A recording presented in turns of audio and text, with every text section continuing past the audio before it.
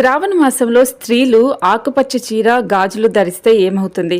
So నిజంగానే శ్రావణ మాసంలో అమ్మవారికి పూజ చేసేటప్పుడు వరలక్ష్మి వ్రతం కానీ మంగళగౌరి వ్రతం అప్పుడు కానీ ఆకుపచ్చ చీరలు గాజులే ధరించాలా? మనం ఈ వీడియోలో క్లియర్గా తెలుసుకుందాం. శివకేశవులతో పాటు వరలక్ష్మి మంగళగౌరి వ్రతాలు ఈ శ్రావణ మాసంలో జరుపుకుంటారు. అమ్మవారి ప్రత్యేక ఆశీర్వాదాలను పొందడానికి ఈ నెల అత్యంత ఉత్తమమైన సమయం. అందుకే ఈ శ్రావణ మాసంలో సోమ మంగళ శుక్రవారాల్లో మహిళలు ఉపవాసాలుంటూ పూజలు కూడా చేస్తూ ఉంటారు.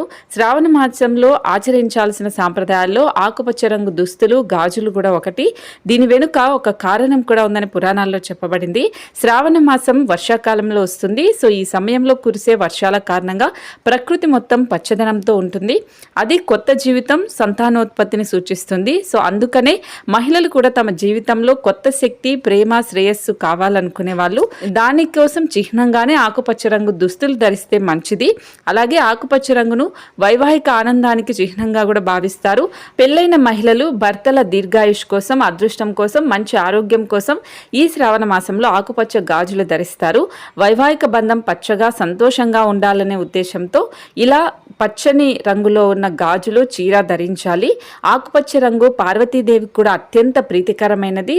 సో ఇలా ఆకుపచ్చ రంగు చీర కట్టుకొని గాజులు వేసుకొని అమ్మవారిని పూజిస్తే అమ్మవారు ఆశీస్సులు ఎల్లవేళలా ఉంటాయి. శ్రావణ మాసంలో శివ పార్వతులను ప్రత్యేకంగా పూజిస్తారు. అందుకనే ఆకుపచ్చ గాజులు ఆకుపచ్చని దుస్తులు ధరించి ఆ దేవతల్ని పూజించడం వల్ల అంతులేని అదృష్టం శుభం కూడా కలుగుతుంది, శ్రేయస్సు కూడా ఉంటుంది, ఆధ్యాత్మిక ప్రాముఖ్యత కూడా ఉంటుంది. సో అందుకనే ఆకుపచ్చ రంగు ఖచ్చితంగా ధరించండి, గాజులు కూడా వేసుకోండి.